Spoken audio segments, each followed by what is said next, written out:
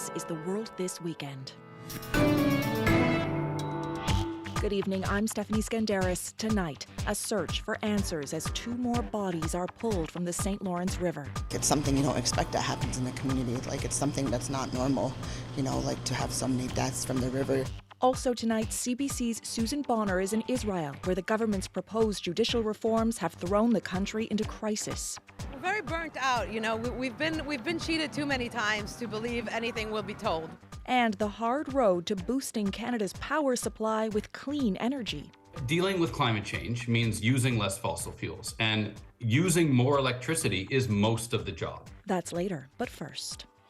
Police search crews have now recovered 8 bodies from the St. Lawrence River near the Canada-US border. Officials believe the 6 adults and 2 young children make up 2 families from India and Romania, and that they drowned while attempting to unofficially cross the border into New York State.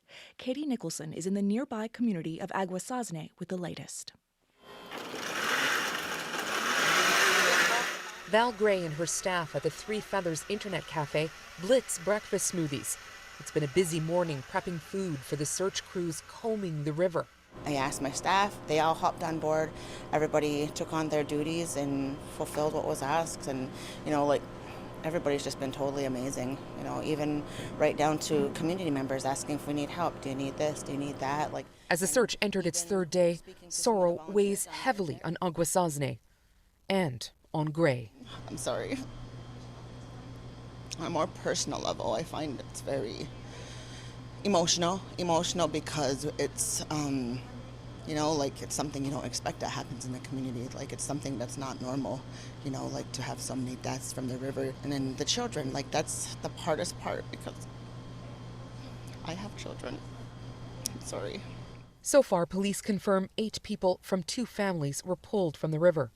4 members of a family who are Indian nationals, including a man in his 50s and a woman and man in their 20s. An Indian police source says they are from Gujarat, the same state in India as the family who died trying to cross the Manitoba-US border in 2022. The others, Romanian nationals who had an infant and a toddler with Canadian passports. Teams continue to search for Casey Oakes, whose capsized boat was found near the recovered bodies. A community member, he is considered a person of interest. That route is over there. Yeah. Beyond them trees. Alex Burns has lived in Aguasasne all his life. He says the geography with its complex web of tributaries and islands and its position along the zigzagging border have made it a smuggling hotbed going back to the days of Al Capone. He's saddened but not surprised illegal border crossings have increased through the area. You can't see at night. I go around here when you're driving in the rain. It's pitch black down here. They call this the jungle. It's a side area because it gets so freaking dark here. At Val Gray's Cafe, hope that the power of community dispels the darkness of this tragedy, even as so many questions remain unanswered. We have a really good community, and I'm just hoping that this tragic event doesn't keep a black eye on here, because that's not what we're about. Aguasasne is like a really big family. It really is. Katie Nicholson, CBC News, Aguasasne. To Israel now, where protests against the government's proposed judicial reforms are in their 13th week. Hundreds of thousands of people have rallied all over the country, with more than 150,000 in Tel Aviv alone. World at 6 host Susan Bonner is in Tel Aviv covering tonight's protest and sent us this report.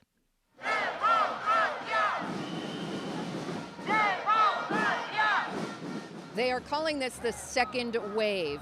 This is the first major protest since Benjamin Netanyahu blinked and put his controversial judicial overhaul plan on hold.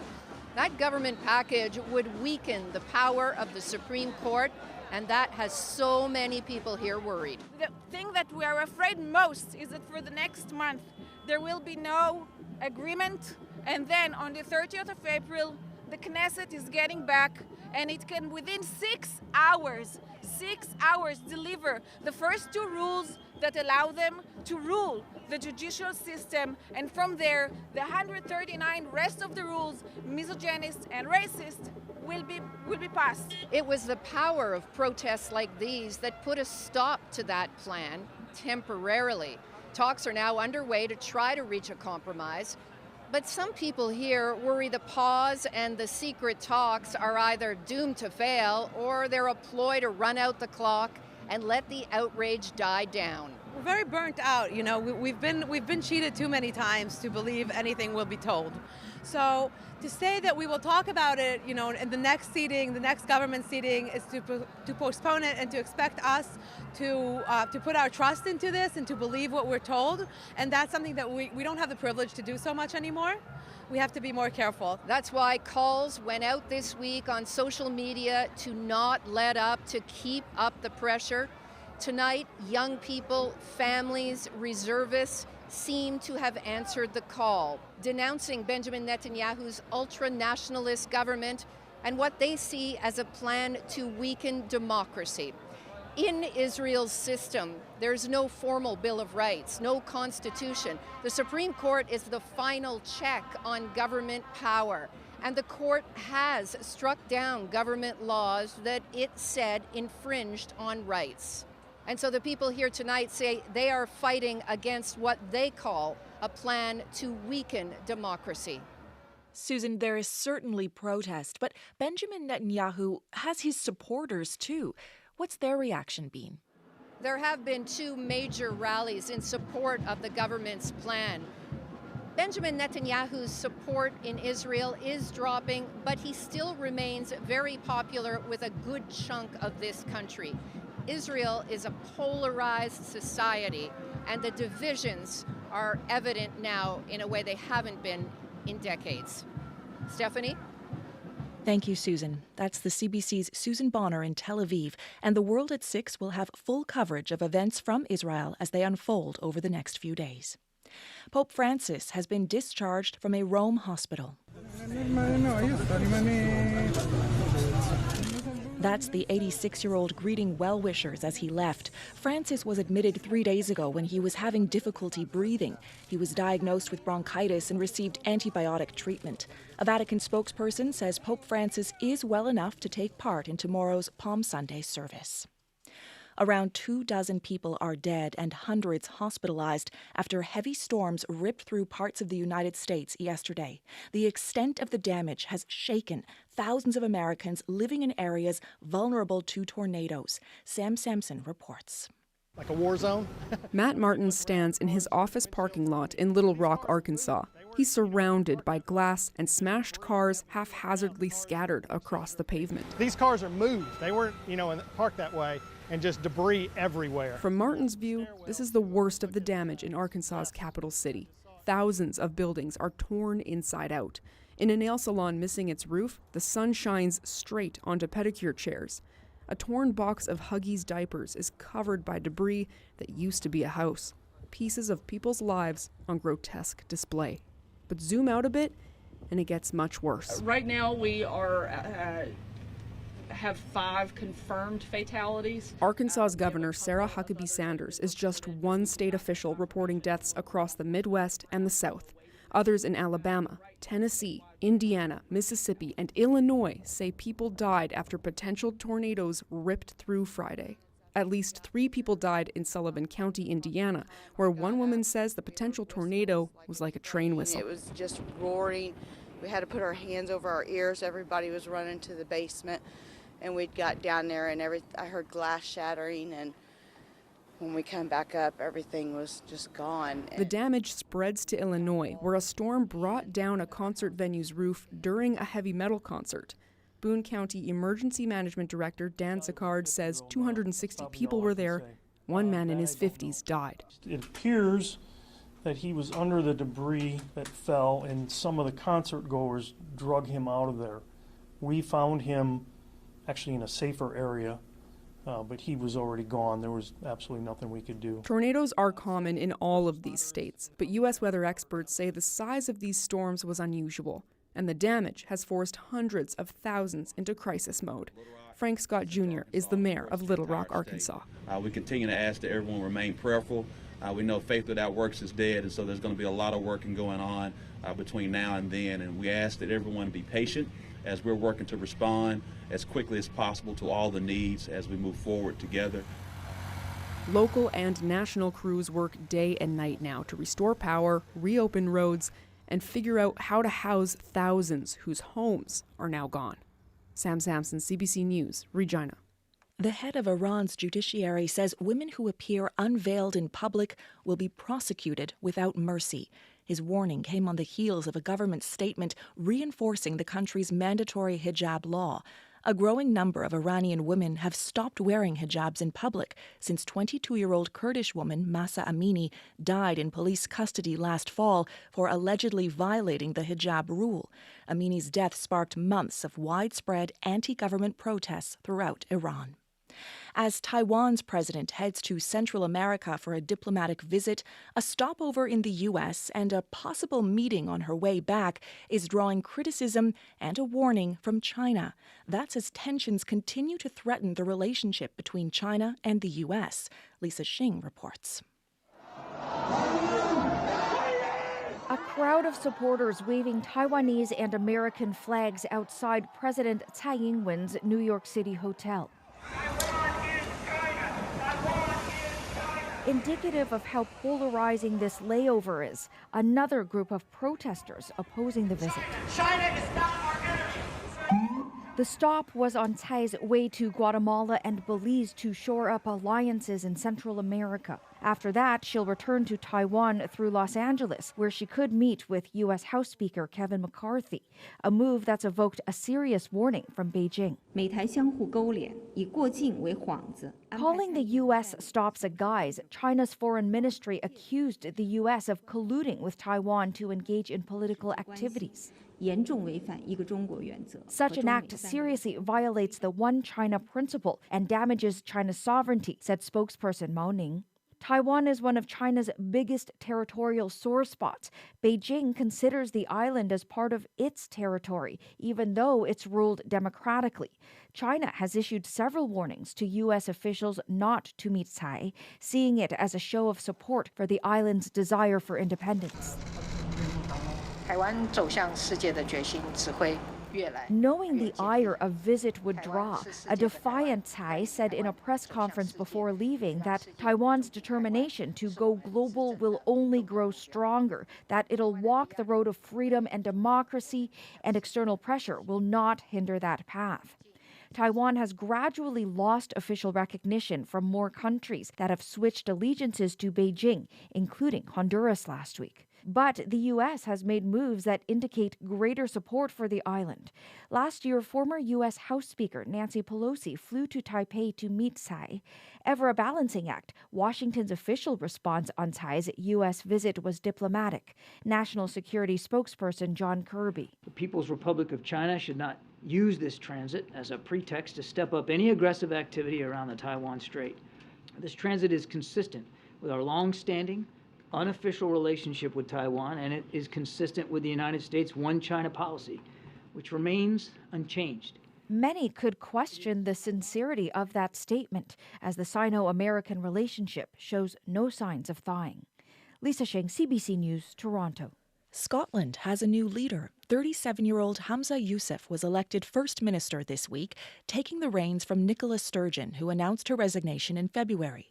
He is the youngest person and the first Muslim to ever hold the post.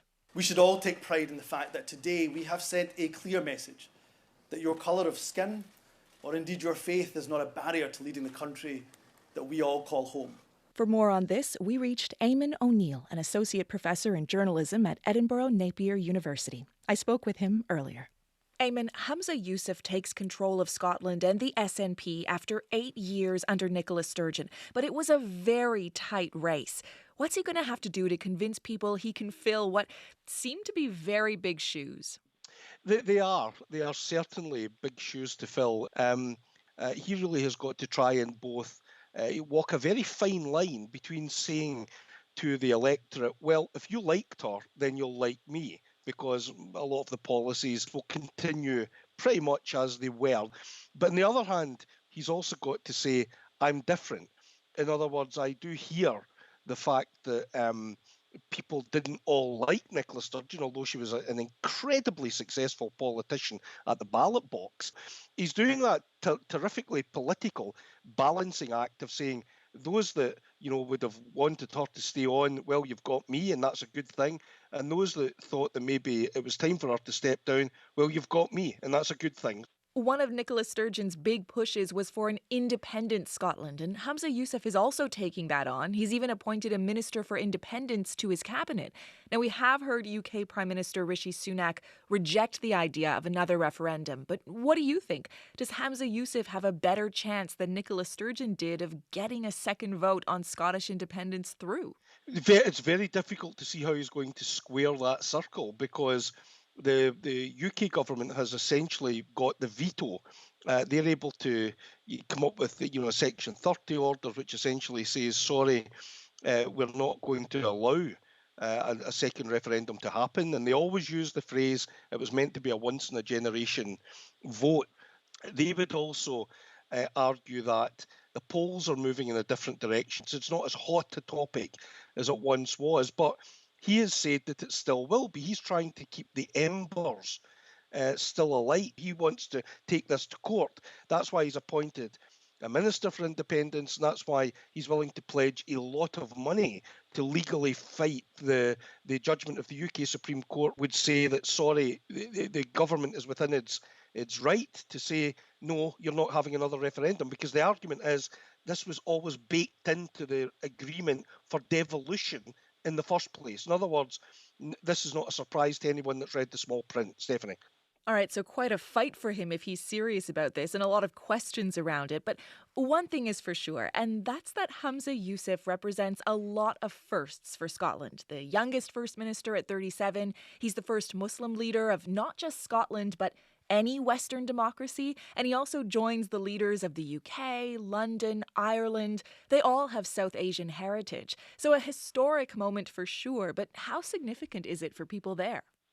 This is not a surprise to those of us who grew up in Scotland the way that I did. It was a multi-ethnic, diverse society that we lived in, not always as inclusive as one may have hoped if your politics are of the progressive flavour.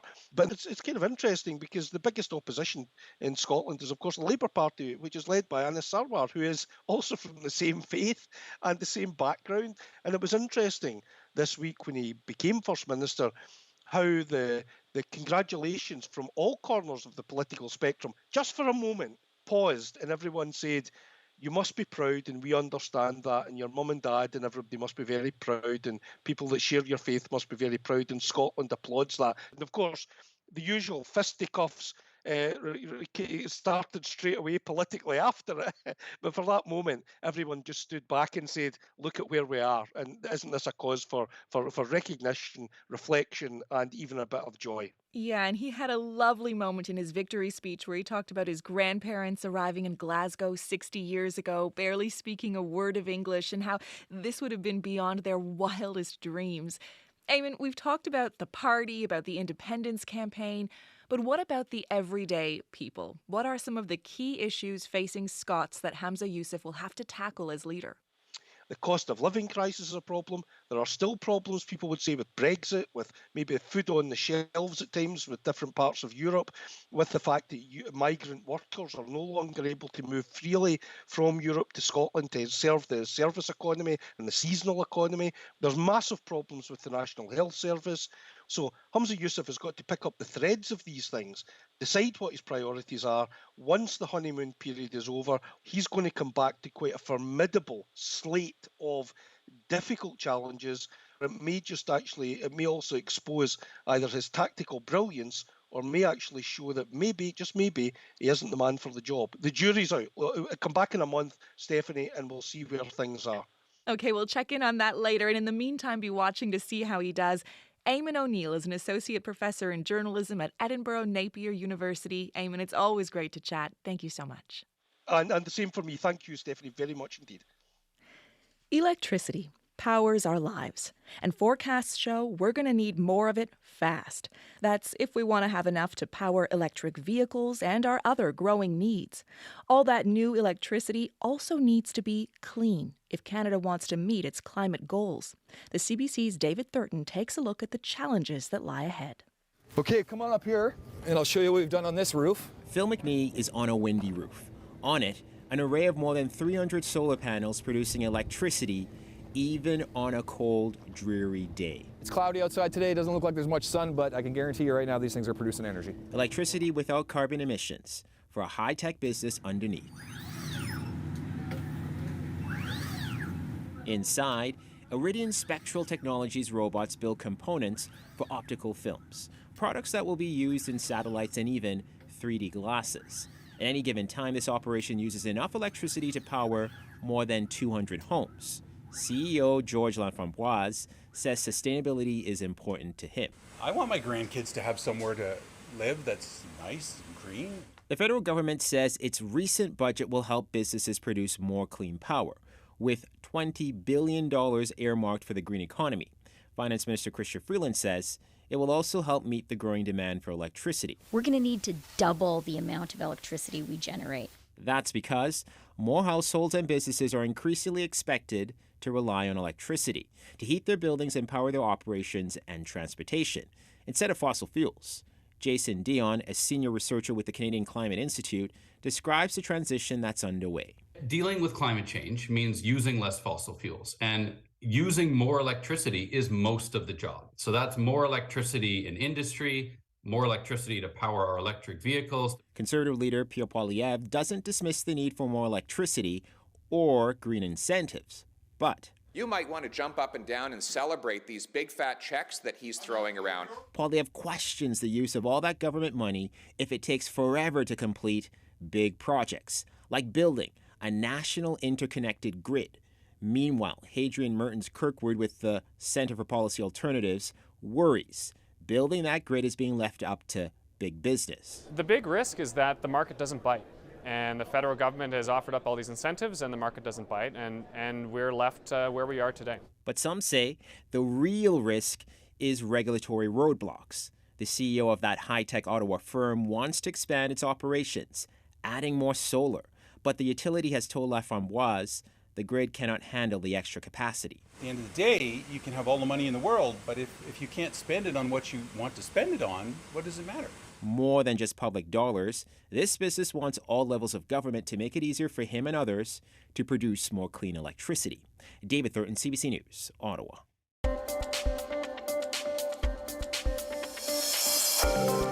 You're listening to The World This Weekend on CBC Radio. I'm Stephanie Skandaris. You can listen to this program anytime on the CBC Listen app or on the CBC News YouTube channel. Canada's best swimmers are competing at the national trials at the Toronto Pan Am Sports Centre. They're looking for spots on this summer's national teams for events including the World Aquatics Championships in July.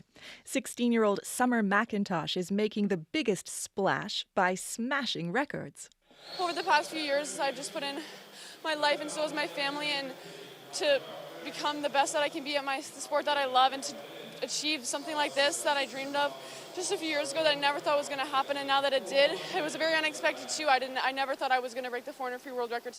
CBC Sports' Devin Haru is poolside for the events. Devin, it has already been an incredible few days for Summer McIntosh, and you've been there. Can you take us through her achievements so far at these trials and what the atmosphere's been like at the pool?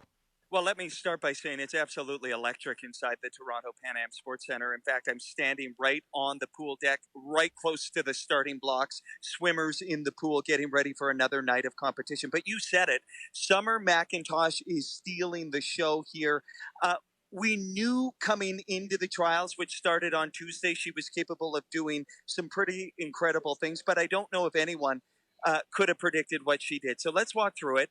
On Tuesday night, opening night, the world record in the 400-meter freestyle event, absolutely electrifying this crowd. Her parents, Jill and Greg McIntosh, they were in the crowd going crazy. So were a bunch of fans here. And I've gotten to know Summer McIntosh.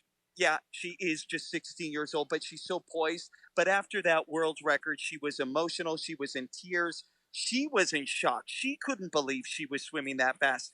And then in her last two events, on Thursday night in the 200-meter IM, a world junior record, and then last night, Friday night, in the 200-meter fly, another world junior record. This is unprecedented stuff we're seeing in the pool. She is being called a generational talent, and swimming fans in this country have never been more excited for an athlete, the talent, the likes of Summer McIntosh. Oh, it's just incredible. And she's not done yet, right? What's her next event and what are the expectations around that? That's absolutely right. She is not done yet. In fact, she's going to be in the pool tonight in the 400-meter individual medley. And the buzz around here tonight from the people I'm talking to is she will be close to breaking another world record. I'm running out of words, running out of adjectives to describe the staggering performance we're seeing. So the 400-meter freestyle record that Summer smashed, it used to belong to Australia's Ariane Titmus. Before that, it belonged to American Katie Ledecky. I mean, there's a long-standing rivalry between those two, but these are superstars that we're talking about, right? Ledecky's been called the greatest female swimmer ever. So where does Summer fit into that conversation now? Such an astute observation by you to mention those two heavyweights, the juggernauts in the pool, the great Katie Ledecky and Ariane Titmus.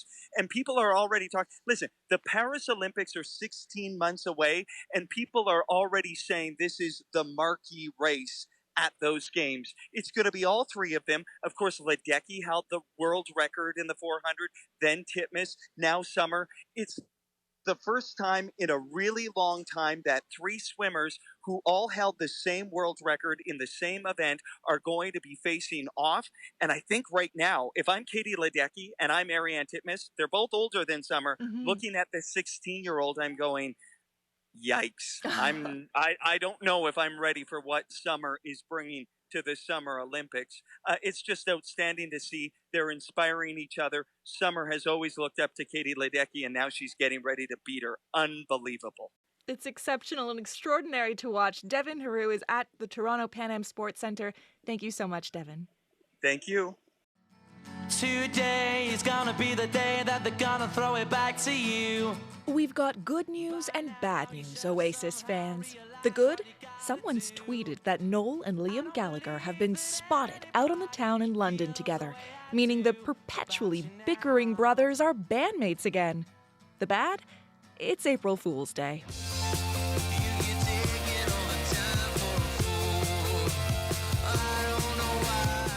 Yes, as the Strokes sang, the 1st of April is all about being taken for a fool. And this year there are quite a few jokes to be had, all of which are not to be believed. There are products like Square Timbits, Spam candles, and a Panera bread bowl hot tub.